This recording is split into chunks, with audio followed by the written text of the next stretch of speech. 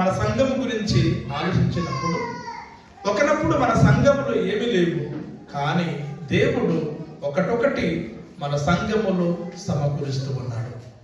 పిల్లల మన అక్కరలు మన అవసరాలు తీరాలి అన్నా, మన సంఘములో మన నీడిసులు తీర్చబడాలి అంటే ఫస్ట్ ఆఫ్ ఆల్గా మనము దేవునికి మనము ప్రేమించడము నేర్చుకోవాలి.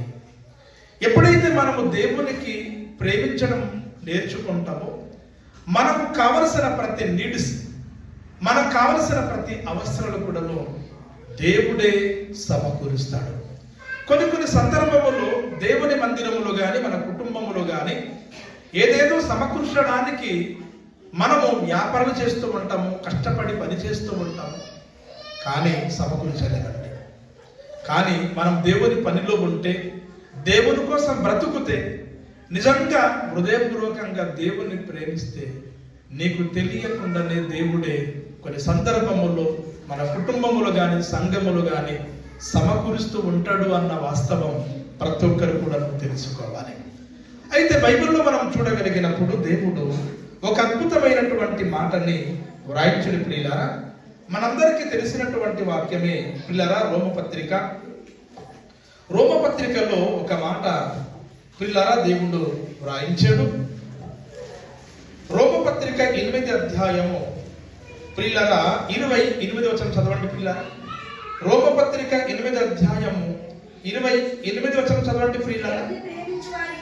దేవుణ్ణి ప్రేమించు వారికి అనగా ఆయన సంకల్పం చొప్పున పిలువబడిన వారికి మేలు కలుగుటకై సమస్తమును సమకూడి జరుగుచున్నవని ఎరుగుదుము.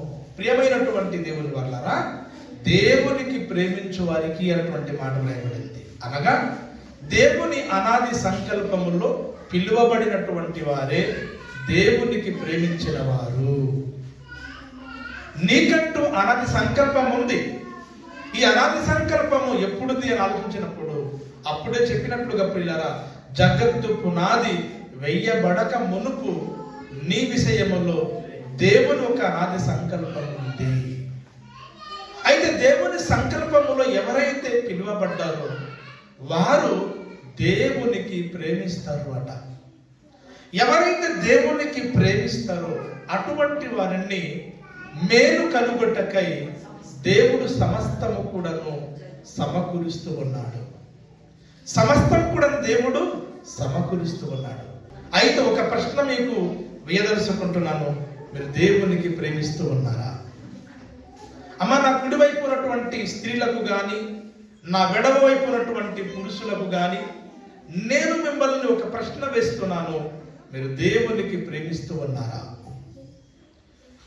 ఇన్నద వరకు మీరు మీ భర్తని ప్రేమించి ఉండవచ్చు, మీ భార్యని ప్రేమించి ఉండవచ్చు, మీ కడుపున పుట్టినటువంటి పిల్లల్ని ప్రేమించి ఉండవచ్చు, అదేవిధంగా మీ ఇరుగు పొరుగు వారిని ప్రేమించి ఉండవచ్చు, మీ యొక్క ప్రాణ స్నేహితులను మీరు ప్రేమించి ఉండవచ్చు. మంచిదే. అయితే నేను జన్మనిచ్చిన దేవుడు ఉన్నాడు, తన స్వరూపం తన పోలికలో జన్మనిచ్చినటువంటి దేవుడు ఉన్నాడు. ఆ దేవునికి నువ్వు ఎప్పుడైనా ప్రేమించేవా? నిజంగానే దేవునికి ఏ విధంగా ప్రేమించాలో యేసుక్రీస్తు వారు ఒక మాట చెప్పాడు. తల్లి కంటే, తండ్రి కంటే, నీ కొడుకును కంటే, నీ కుమార్తె కంటే ఎక్కువగా నువ్వు నన్ను ప్రేమించాలి అని చెప్పాడు. దేవునికి మనం ఏ విధంగా ప్రేమించాలి అంటే తల్లి కంటే ఎక్కువగా దేవునికి ప్రేమించాలట, తండ్రి కంటే ఎక్కువగా మనం దేవునికి ప్రేమించాలట, మన కడుపున పుట్టినటువంటి మన పిల్లల కంటే ఎక్కువగా మనము దేవునికి ప్రేమించాలి అట. అయితే ఈరోజు నువ్వు నిజంగానే దేవునికి ఎలా ప్రేమిస్తూ ఉన్నావు, ఏ విధంగా ప్రేమిస్తున్నావు అన్నటువంటిది దేవుడు గమనిస్తూ ఉంటాడు. ఎందుకంటే మన అంతరంగాన్ని ఎరిగినవాడు దేవుడు. ఇకపోతే మనం దేవునికి ఇంకా ఎలా ప్రేమించాలి అని ఆలోచించినప్పుడు మొదటి ప్రయారిటీ దేవునికి ఇవ్వాలి. మొదటి ప్రయారిటీ మనం ఎవరికి ఇవ్వాలి? దేవునికి ఇవ్వాలి. నీ అవసరాలన్నీ కూడా తీర్చుకొని, నీ అక్కరలు అన్ని కూడా నువ్వు నెరవేర్చుకొని, నీకు ఏవైతే కావలసినవి ఉన్నాయో వాటి గురించి నువ్వు ఖర్చు పెట్టి మిగిలింది నువ్వు దేవునికి ఇచ్చేవనుకోండి, దేవునికి నువ్వు ప్రయారిటీ ఇచ్చినట్ల, దేవునికి ప్రేమించినట్ల. గనుక ప్రియులరా, మొదటి ప్రయారిటీ ఇవ్వడం దేవునికి ప్రేమించడం. ఇకపోతే ప్రియులరా, బైబిల్లో ఒక మాట వ్రాయబడి ఉంటుంది, నీ పూర్ణ హృదయముతో, నీ పూర్ణ ఆత్మతో, నీ పూర్ణ వివేకముతో నీ దేవునికి నీవు ప్రేమించాలి అని బైబిల్ వ్రాయబడింది. సగము సగము కాదు దేవునికి ప్రేమించడం, కొంచెం కొంచెం కాదు దేవునికి ప్రేమించడం. పూర్ణ మనసుతో, పూర్ణ వివేకముతో, పూర్ణ ఆత్మతో మనము దేవునికి మనము ప్రేమించాలి. ఇకపోతే పిల్లల, దేవునికి ప్రేమించడం అంటే దేవుని ఆజ్ఞలు పాటించడమే దేవునికి ప్రేమించడం. దేవుడు బైబిల్ గ్రంథములో మన విషయము ఎన్నో ఆజ్ఞలు వ్రాయించుకున్నాడు. ఆజ్ఞలన్నీ కూడా తూస తప్పకుండా మనము పాటించాలి, నెరవేర్చాలి. ఎప్పుడైతే ఆ ఆజ్ఞలు గైకుంటున్నావో నువ్వు దేవునికి ప్రేమిస్తున్నావు.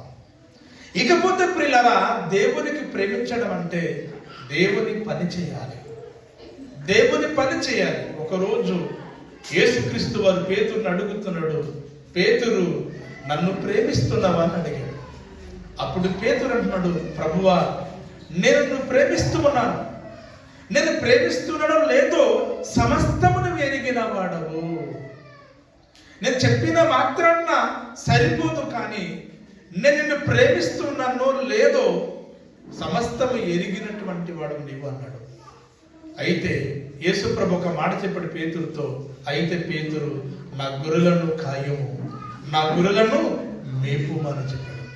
అంటే దేవుని ప్రేమించడం అంటే దేవుని పని చేయుట, దేవుని పని చేయుట. ఎవరైతే దేవుని పని చేస్తారో, ఎవరైతే దేవుని సేవ చేస్తారో, ఎవరైతే దేవుని కార్యక్రమాలకు ముందుకు వస్తారో అటువంటి వారు దేవునికి ప్రేమించువారు. అది కూడా ఎలా ప్రేమించాలంటే జాగ్రత్తగా ప్రేమించాలి. నీ ప్రేమలో లోపం ఉండకూడదు, నీ ప్రేమలో బలహీనత ఉండకూడదు. జాగ్రత్తగా నువ్వు ప్రేమించాలి. ఎవరైతే దేవునికి ప్రేమిస్తారో అటువంటి వారిని ప్రియులరా మేలు కలుగుటకై సమస్తం కూడా దేవుడు సమకూరుస్తూ ఉన్నాడు. సమస్తం కూడా దేవుడు సమకూరుస్తూ ఉన్నాడు. ప్రియులరా, ఒక విషయం చెప్పమంటారా? మీ కడుపున పుట్టినటువంటి మీ పిల్లలకి తెలియకుండానే తల్లిదండ్రులుగా మీరు అన్ని కూడా సమకూరుస్తూ ఉంటారు. మీ పిల్లలకి చెప్పి మీరు సమకూరుస్తారు. మీ పిల్లలకి తెలియకుండానే తల్లిదండ్రులుగా మీరు సమకూరుస్తూ ఉంటారు. బంగారము సమకూరుస్తూ ఉంటారు, వెండి సమకూరుస్తూ ఉంటారు, భూమి సమకూరుస్తూ ఉంటారు, మంచి ఇల్లు సమకూరుస్తూ ఉంటారు. ఇదంతా కూడా ఎవరి కోసం అంటే మీ కడుపున పుట్టినటువంటి పిల్లల కోసమే.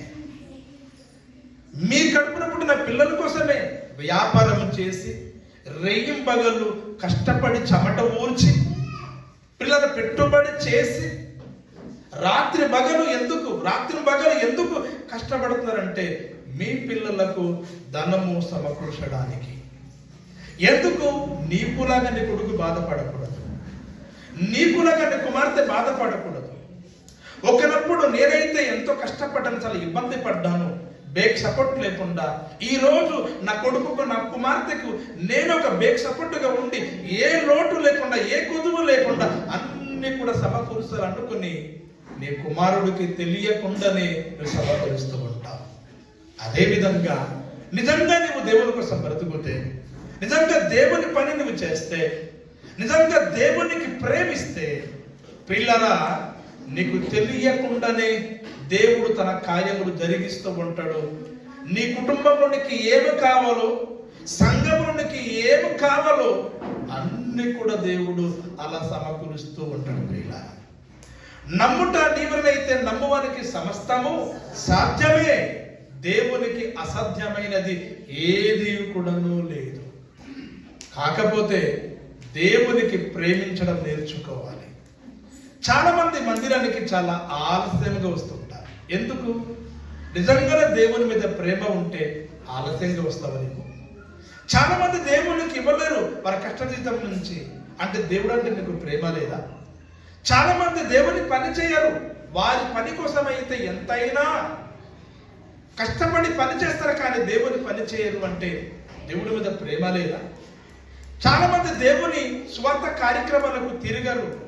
మీ సొంత పని కోసం అయితే ఎంఆర్ఎఫ్స్కి తిరుగుతారు, కలెక్టర్ ఆఫీస్కి తిరుగుతారు, కానీ దేవుని స్వార్థ పనికి తిరగరు. అంటే దేవుడు అంటే మీకు ప్రేమ లేదా? ప్రియులారా, దేవుని మీద ప్రేమ ఉన్న వారి జీవితాలు వేరేగా ఉంటాయి. దేవుని కోసం బ్రతుకుతాడు దేవుని మీద ప్రేమ ఉన్నవాడు. దేవుని కోసము ఎంతైనా కష్టపడతాడు. ఎవరైతే దేవునికి ప్రేమిస్తారో, దేవుని కోసం బ్రతుకుతారో, దేవుని పనులు ఎవరైతే చేస్తారో అటువంటి వారిని దేవుడు అన్ని కూడా సమకూరుస్తాడు. బైబిల్ ఒక మాట రాయబడింది, మనము దేవునికి ఏ విధంగా ప్రేమించాలంటే నోటి మాటలతో మనము దేవునికి ప్రేమించకూడదటండి. నోటి మాటలతో ప్రేమించకూడదు, క్రియలతో మనము దేవునికి ప్రేమించాలి. ఎవరైతే నోటి మాటలతో కాకుండా క్రియలతో దేవునికి ప్రేమిస్తారో అటువంటి వారిని దేవుడు అన్ని కూడా సమకూరుస్తాడు. నీ కుటుంబములో, నీ ఇంటికి నీకు ఏవైతే అవసరాలు ఉన్నాయో, నీకేమైతే అక్కరలు ఉన్నాయో, సంఘములో మనకు ఏవైతే అవసరాలు ఉన్నాయో అన్ని విధాలుగా దేవుడు ఒకటి తర్వాత ఒకటి, ఒకటి తర్వాత ఒకటి, ఒకటి తర్వాత ఒకటి దేవుడు సమకూరుస్తూ ఉంటాడు.